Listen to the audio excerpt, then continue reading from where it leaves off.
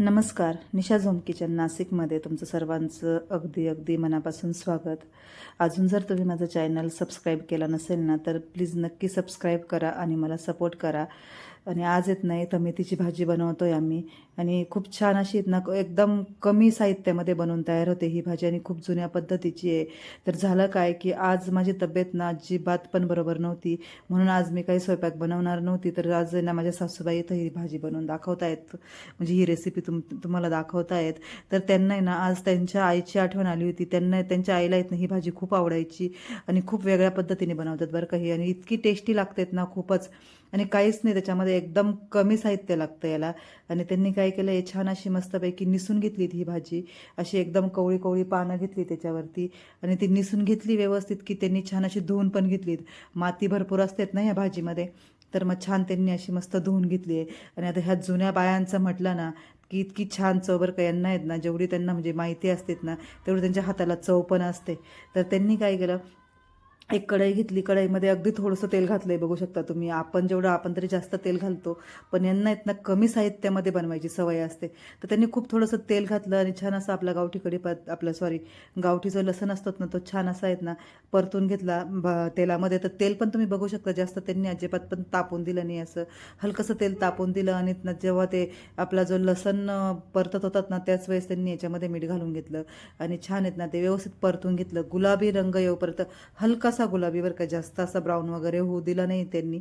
मस्त असा गुलाबी रंग येऊपर्यंत, हलकासा गुलाबी रंग आला तेव्हा त्यांनी ही भाजी घालून घेतली आणि छान आहेत ना अशी मिक्स करून घेतली त्यांनी.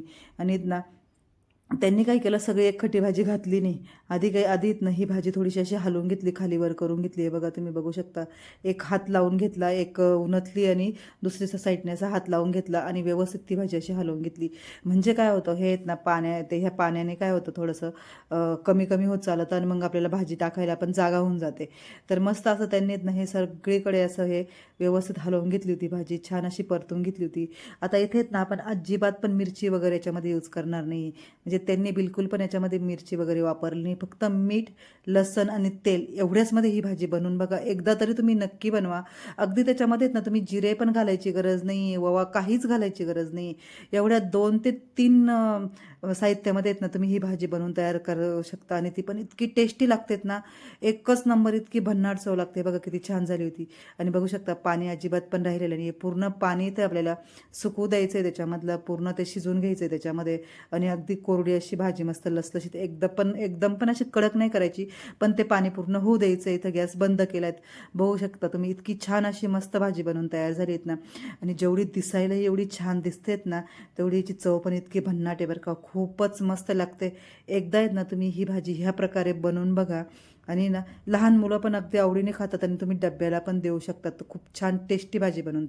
असेच नवनवीन आणि टेस्टी रेसिपी बघण्यासाठी माझ्या चॅनलला लाईक करा, शेअर करा, सबस्क्राईब करा आणि सर्वात पहिलं म्हणजे आहेत ना बेल आयकॉनला क्लिक करा, जेणेकरून काय होतं, मी जे पण व्हिडिओ माझ्या चॅनलवर अपलोड करत असते ना, त्याचं नोटिफिकेशन होतं, ते तुम्हाला भेटतं. भेटूया आता असं नेक्स्ट रेसिपीमध्ये. तोपर्यंत पाहत राहा, खात राहा आणि स्वस्त राहा.